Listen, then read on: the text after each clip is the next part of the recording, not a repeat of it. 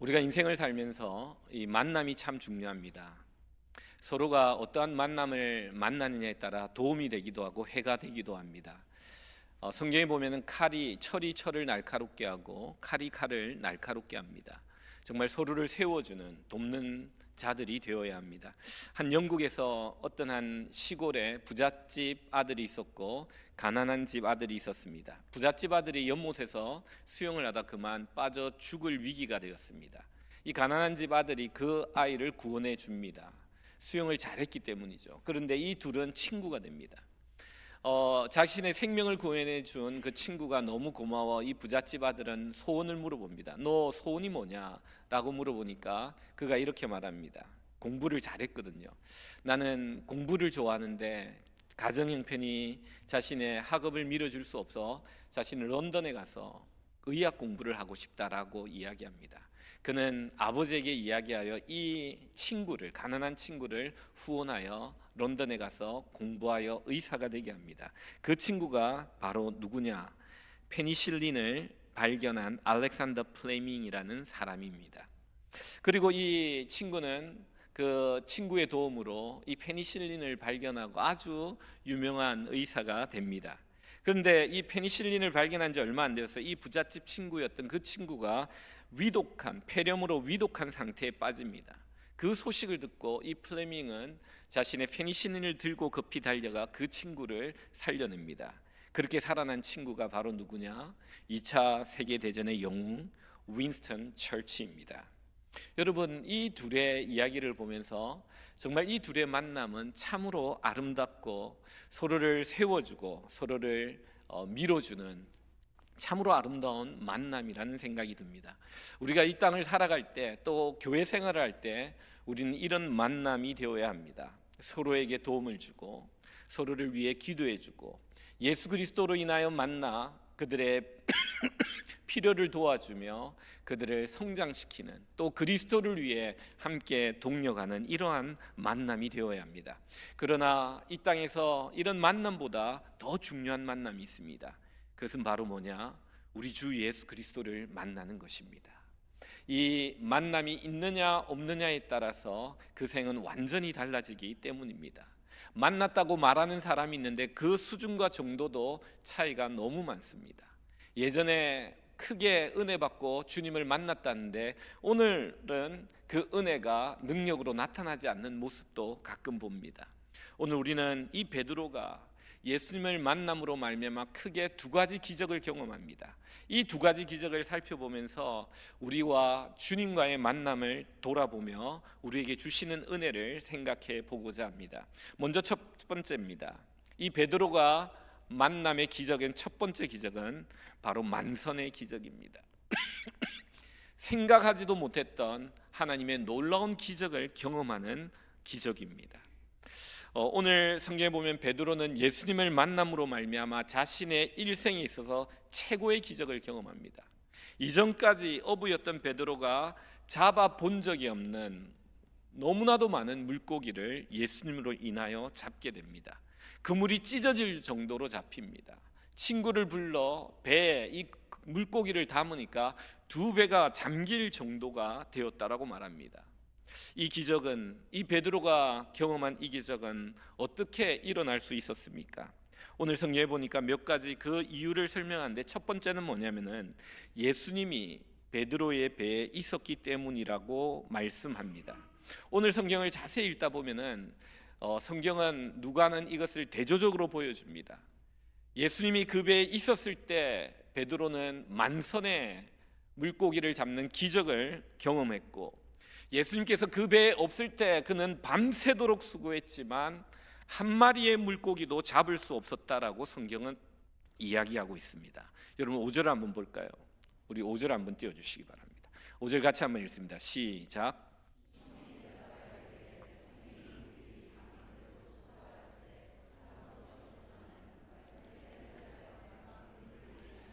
그는 밤새도록 물고기를 잡기 위해 노력했지만 한 마리도 못 잡았다고 말합니다. 그러나 이 이후에 예수 그리스도의 깊은 곳에 가서 그물을 던지라는 그 말에 순종했을 때 그는 그물이 찢어지도록 잡는 기적을 경험합니다.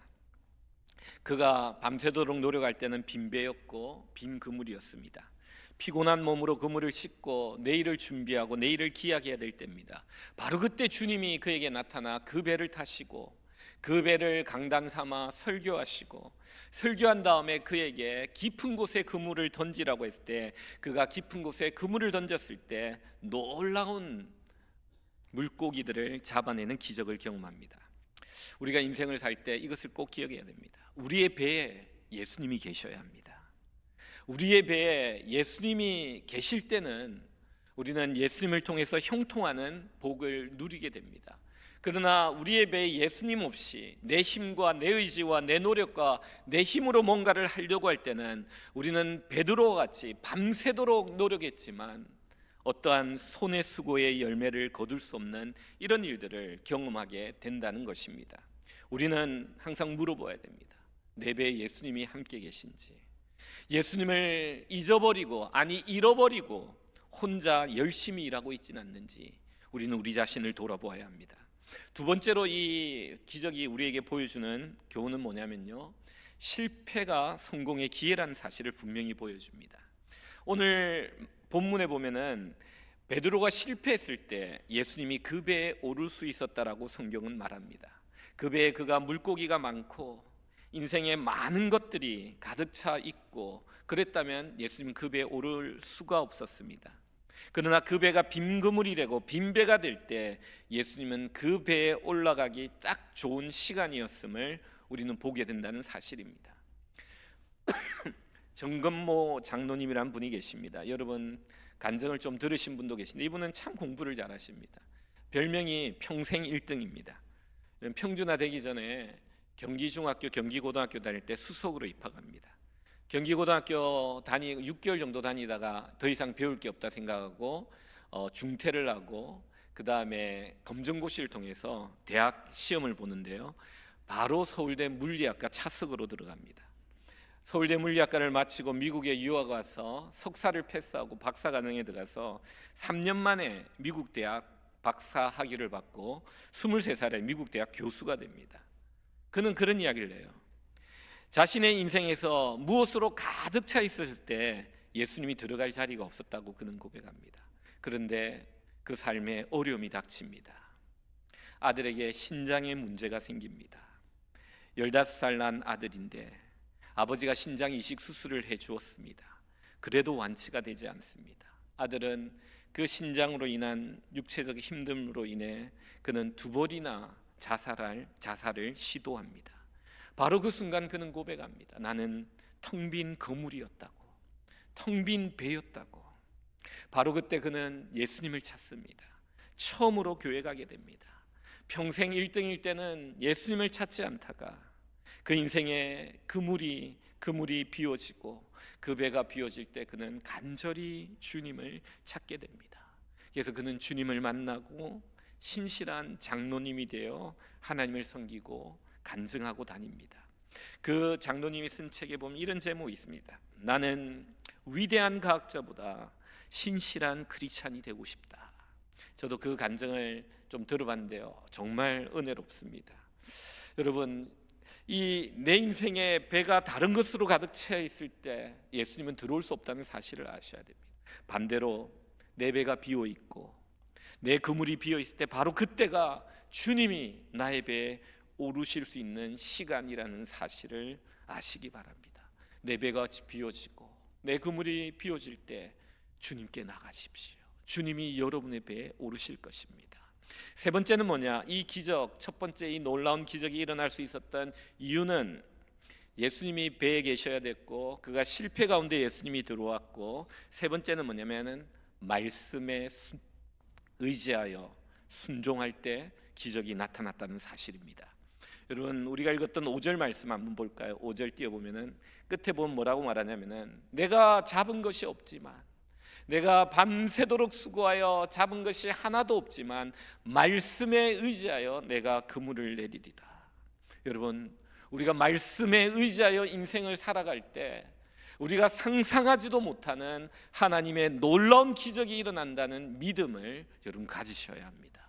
이 믿음을 가진 사람들에게 하나님은 기적을 베푸십니다.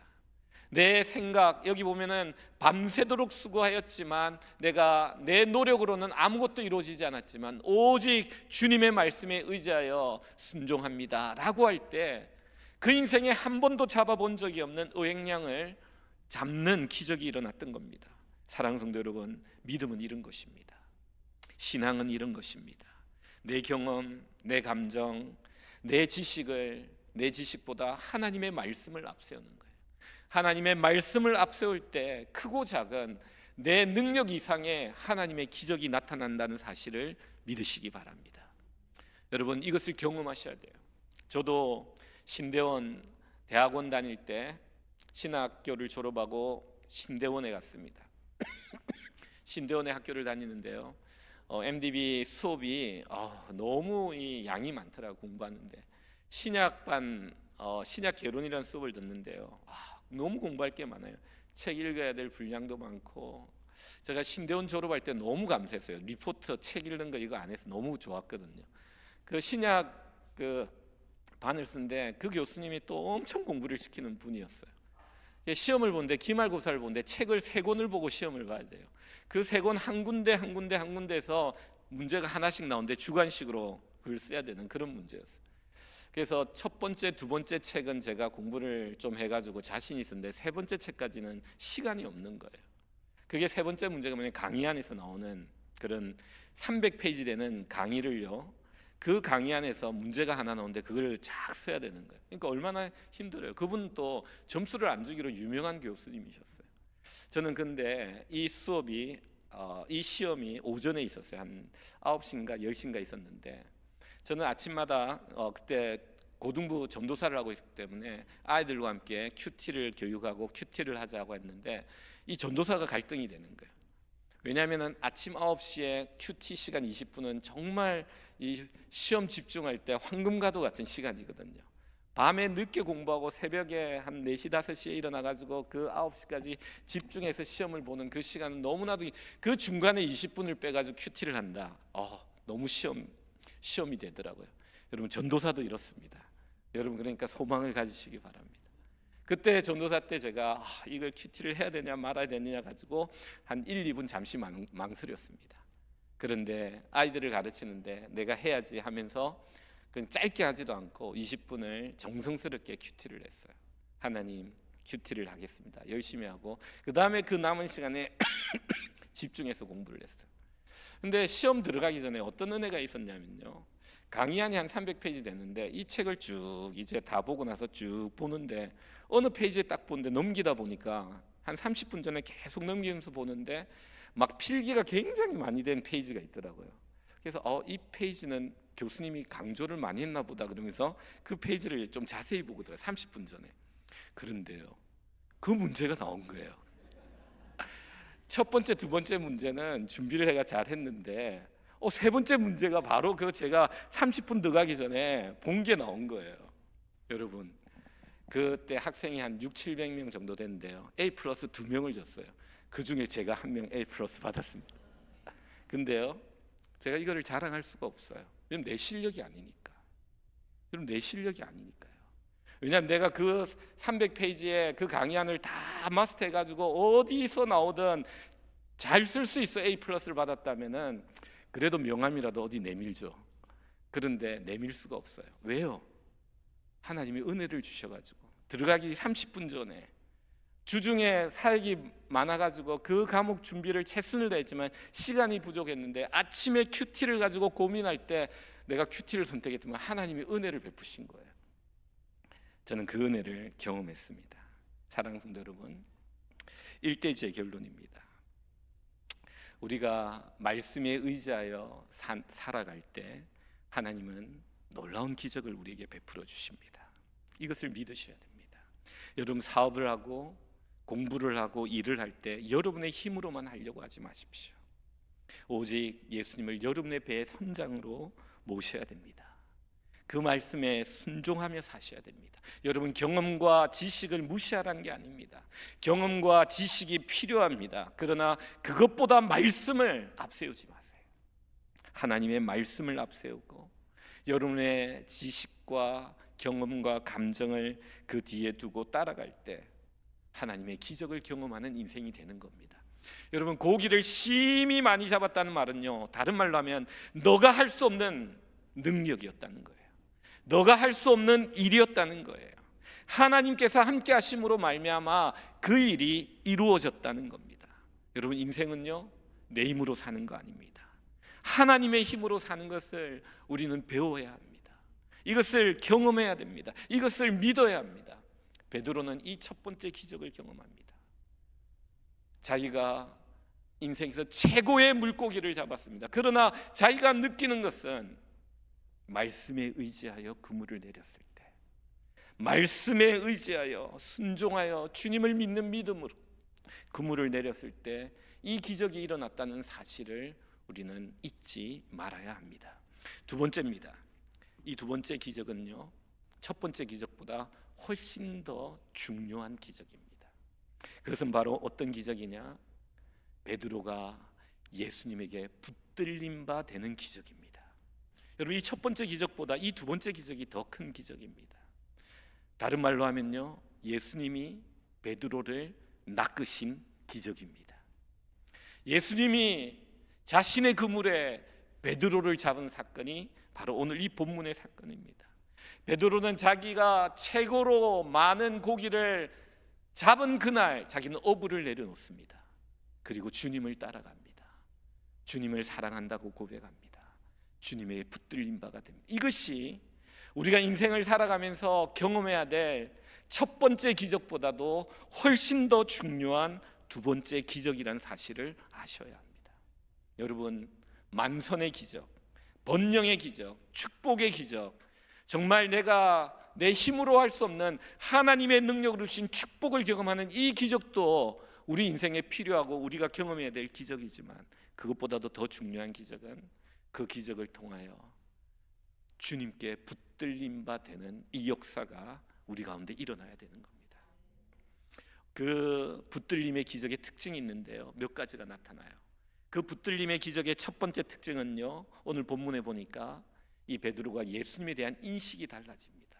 여러분, 5절 한번 볼까요? 5절에 베드로는 이렇게 부릅니다. 선생님, 선생님. 우리들이 밤이 새도록 수고하였지만 잡지 못했습니다. 선생님이라고 부릅니다. 근데 8절 한번 볼까요? 그는 뭐라고 부릅니까? 8절, 주여, 주여, 나를 떠나소서, 주님이라고 부릅니다. 여러분, 선생은요, 당시 랍비란 뜻으로 특별한 지혜와 가르치는 능력을 가진 사람입니다. 인생을 잘 살도록 해안을 주는 그런 사람입니다. 돕는 사람입니다. 그러나 주님은 다릅니다. 주님은요, 창조주 하나님을 뜻합니다. 최고의 권위의 통치자를 뜻합니다. 하나님이요, 이 모든 세상의 주인이라는 말입니다. 여러분, 나귀를 예수님께서 타실 때, 제자들을 시켰을 때 누가 묻거든 뭐라고 하면 주가 쓰시겠다 하라. 나귀의 주인이 묻습니다. 왜 내 나귀를 푸냐고 했을 때 제자들이 그 말을 그대로 합니다. 주가 쓰시겠다. 여러분, 나귀의 주인이 아니에요. 그 나귀의 주인은 온 세상의 창조주 되신 예수 그리스도인 것입니다. 여러분, 우리가 주님이라고 고백한 것은 예수님이 이 세상의 창조주요, 이 모든 만물을 다스리는 분이라는 고백입니다. 오늘 8절에 보면 무릎 아래 엎드렸다, 이 경배를 의미합니다. 주님 앞에 경배하듯이 엎드렸어요. 어떤 유명한 성악 가수가 크리스찬인데 40년의 자신의 성악 인생을 마치고 은퇴할 때 그가 이렇게 고백합니다. 그 은퇴식에서 그가 마지막 코멘트를 하는데 이렇게 말해요. 나는 보잘것없는 종입니다.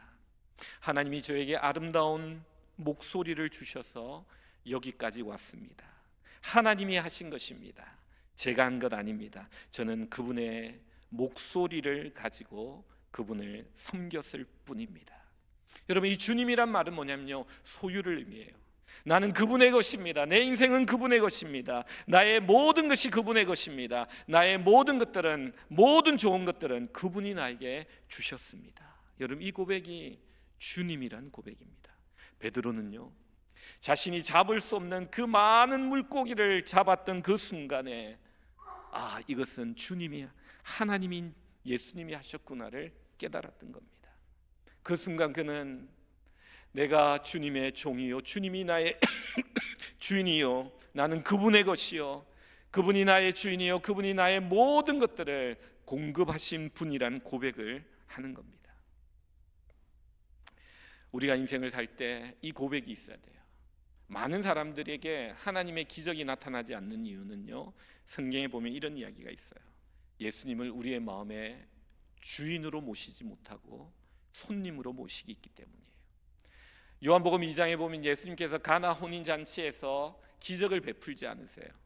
손님으로 초청되었기 때문에. 그래서 마리아는 포도주가 떨어졌다고 하면서 예수님을 찾아가 예수님을 그 페스티벌의 그 잔치의 주인으로 성격시킵니다. 하인들에게 말하기를 저분이 뭐라고 말하는지 간에 너희들은 순종해라 라고 말할 때 어떤 기적이 일어났는지, 예수님이 그곳의 주인이 되자마자 떨어졌던 포도주 대신 물로 만든 최고급의 포도주를 만드시는 기적을 우리는 보게 됩니다. 사랑하는 성도 여러분, 예수님을 손님으로 모시면요 기적은 일어나지 않아요. 그러나 그 예수님이 우리의 마음의 주인이 되면요, 주님이십니다 하면 오늘 이 본문의 기적들과 같은 기적이 일어날 뿐만 아니라 우리가 주님에게 붙들리는 자가 되는 것입니다. 두 번째는 뭐냐? 베드로는요 예수님이 누구인지를 알고 난 다음에, 붙들리고 나서 예수님이 누구인지를 알고 나서 그 다음에는 자신이 누구인지를 알았어요. 자신이 누구라고 말합니까? 그는 주여 나를 떠나소서 나는 죄인이라고 고백합니다. 하나님의 사람을 사용하시기 전에 항복을 시켜요. 하나님이 항복시키는 방법은 어떤 방법인지 아십니까? 그 사람의 전공 분야, 그 사람이 가장 잘할 수 있는 그 분야에서 무릎 꿇게 하시는 거예요. 어부로서 나고 잔뼈가 굵어 어부 생활을 했던 이 베드로를 무릎 꿇게 하셨던 하나님의 사건은 그가 가장 잘하는 이 물고기 잡는 이 사건을 통해 그를 항복시키는 겁니다. 그가 이때까지 경험해 보지 못하는 수많은 물고기를 잡음으로 말미암아 그 순간 그는 세상의 주인 되신 전능자의 손길을 느끼고 그분에게 항복하는 거예요. 여러분 10절에 보면 무슨 말이 있냐면 이런 말씀이 있습니다. 무서워하지 말라. 무슨 말입니까? 무서워하고 있는 거예요. 이 무서움은요, 이 두려움은요 신에 대한 경외예요. 인간 피조물이 전능하신 하나님 앞에 느끼는 두려움입니다. 그래서 그는 나를 떠나소서 나는 죄인이라고 말합니다. 여러분 밝은 빛 안으로 가면 얼마나 많은 먼지가 보이는지 몰라요. 여러분 청소하기 위해서 블라인드나 카텐을 치고 빛이 들어오면요 내가 살던 이 방에 얼마나 많은 먼지들이 있는지 모릅니다. 그 먼지를 내가 먹고 살았던 거예요. 모르고 사는 거죠. 그러나 빛이 들어오면 그것들이 다 보이는 거예요. 예수 그리스도가 전능하신 예수 그리스도의 초월적인 신성의 능력을 경험하는 순간 내가 얼마나 큰 죄인인지를 깨닫게 되는 겁니다. 이런 사람을 하나님이 붙드십니다. 붙들린 사람은 이런 사람이 됩니다. 이사야가 성전에 들어갔을 때 하나님의 그 환상을 보고 그는 뭐라고 했습니까? 나는 입술이 부정한 자로다. 여러분 우리는 하나님을 만날 때 우리 죄가 보이고 우리가 죄인이란 것을 알게 됩니다. 여러분 한경직 목사님 여러분 잘 아실 겁니다. 1992년도 종교의 노벨상이라는 템플턴 상을 수상받을 때 연회를 베풀었습니다. 그때 그는 이런 고백을 해요. 한 소감을 발표하는 그 순간에 그는 이렇게 말합니다. 저는 먼저 죄인임을 고백합니다. 나는 신사참배를 한 죄인입니다. 이 죄인을 하나님이 사랑하시고 축복해 주셔서 한국교회를 위해 이렇게 일하도록 하셨고 이 상을 주셨습니다. 가장 영광스러운 시간에 가장 수치스러운 고백을 합니다. 여러분 이게 하나님에게 붙들린 사람입니다. 신의주 제2교회를 목회할 때 이 한경직 목사님은요 고아원 보린원을 건축할 때 일꾼들이 설계를 마음대로 변경해가지고 막 할 때 얼마나 냉혹하게 신경질적으로 야단쳤는지 모릅니다. 찬바람이 쌩쌩 부는 아주 무서운 분이었다고 현장에 있는 사람이 기록을 남겼어요. 당시 관상이 유행할 때 그분을 뭐라고 비유했냐면 쥐 가죽을 덮어쓴 호랑이 관상이라고 했어요. 그만큼 겉으로 보면은 뭐 그렇게 무섭지 않은데 그 나오는 말이나 공기가 그렇게 날카로웠다는 거예요. 근데 이분이 서울에서 목회할 때는요 어떤 평가를 받냐면 가장 온유하고 가장 겸손하고 가장 인자한 목사님이라는 평가를 받습니다. 어떻게 그분이 이렇게 되었습니까? 바로 그는 자신이 죄인이라는 것을 누구보다도 정확하게 알았기 때문에 가장 영광스러운 그 시간에, 모든 사람이 칭찬하는 시간에 저는 이 영광을 받을 존재가 아닙니다. 저는 죄인입니다. 진실하게 하나님 앞에 그 모든 영광을 돌리고 자신의 죄인됨을 고백하는 사람이었던 겁니다. 베드로도 마찬가지입니다.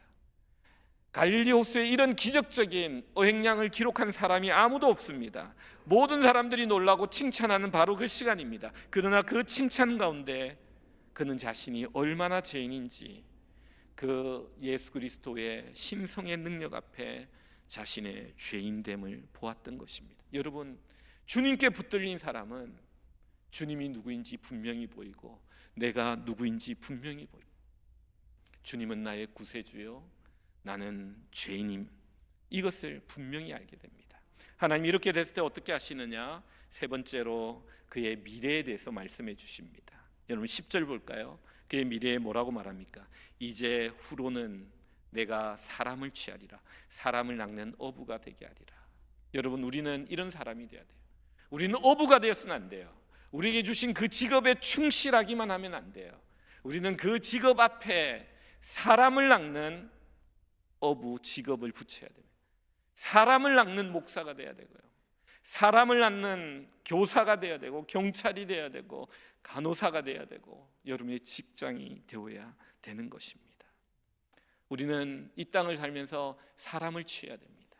우리의 모든 직업을 통하여 사람을 낳고 사람을 세우는 사람이 되어야 됩니다.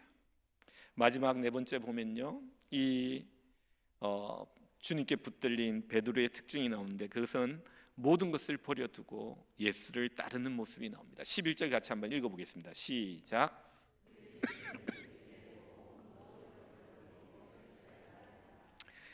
베드로는 만선의 기적을 경험한 순간 어부를 그만둡니다. 그물과 배와 그리고 자기가 잡은 그 모든 고기를 버립니다. 놀랍지 않습니까? 마치 보물을 발견한 농부처럼, 자신의 소유를 팔아 그 땅을 구입하는 농부처럼, 베드로는 자신의 모든 것들을 버리고 주님이라는 보물을 자신의 질그릇에 모십니다. 사실 여러분, 우리가 성경을 계속 읽어서 알지만 베드로는 이전에 예수님을 몇 번 만났습니다. 회당에서 예수님의 가르침도 보았고, 귀신 쫓아내는 것도 보았고, 자기 집에와 장모의 열병을 고치는 것도 경험했습니다. 안드레의 전도를 받아 갔을 때는 장차 개발하라는 이런 예언도 들었습니다. 그러나 그는 여전히 예수님을 선생님으로 생각하며 쫓아다니는 수준이었습니다. 그러나 오늘 이 물고기가 찢어지는 이 사건을 통하여, 그물이 찢어지는 이 사건을 통하여 그는 예수님을 따르기로 결정합니다. 바로 이 순간이 예수님이 베드로를 낚으신 사건입니다. 우리는 여기서 놓치지 말아야 할 것이 있습니다. 그것은 뭐냐면은 베드로가 무엇을 버렸느냐가 아닙니다. 베드로가 무엇을 버렸느냐보다 더 중요한 것은 베드로가 무엇을 얻었느냐입니다. 그는 이 땅의 찰나를 버리고 하늘의 영원을 선택했습니다. 이 땅의 먼지를 버리고 하늘의 보배를 얻었습니다. 그는 희생이 아니라 영광이었습니다. 영적인 눈으로 보면 그는 하늘의 영광을 취한 자입니다. 태양의 빛을 본 사람은 그 아래 촛불로 인하여 갈등을 가지지 않습니다. 배와 그물과 그 많은 고기는 아까운 것이 아닙니다. 왜냐하면 더 귀한 주님을 얻었기에, 주님께 붙들렸기에, 그가 잡고 있는 그 모든 것들을 한순간에 내려놓는 자가 됩니다. 여러분, 이 말씀을 보고 선교사가 다 되고 목사가 되라는 말이 아니에요. 그런 부름은 따로 있습니다. 이 말씀은 어떤 말씀이냐? 여러분이 세상의 것들을 붙들고 있으면서 주님을 붙들지 못하는 자가 되지 말라는 겁니다. 항상 세상의 것들을 언제든지 내려놓을 수 있도록 느슨하게 잡으라는 겁니다. 오직 주님만을 꼭 붙잡고 오직 주님께 붙들림 받아요. 사도 바울이 자신이 가진 모든 것들을 배설물로 여기는 이유는 내가 그리스도를 얻고자 함이라. 그리스도 안에서 발견되려 함이라라고 말했던 것을 우리는 기억해야 합니다. 전라북도 전주의 어떤 교회가 막 부흥하는데요, 참 재밌는 행사를 합니다. 어떤 행사냐면 들어오는 입구에다가 하나님이 싫어하는 거에다가 박스를 만들어 가지고 둬요. 그러면 성도들이 올 때 막 갖다 버리는 거예요. 집에서 하나님이 싫어하는 거 있으면 무조건 여기 갖다 버리라 그러면요, 어떤 사람이 와서 버리고 어떤 사람은 밤에 몰래 와서 버리고요. 막 자기 집에 있는 거 가져와가지고 하나님이 싫어하는 것을 와서 다 버리면요, 한 달에 한 번씩 그걸 가져가가지고 불에 태우는 거예요. 그러면서 기도하고 하나님이 싫어하는 것들을 우리가 버립시다 이러는데요, 그 교회가 그 행사를 하면서 참 새로워지고 깨끗해지고 부흥하고 성장했다는 겁니다. 여러분, 독수리가 이렇게 날다가 있잖아요.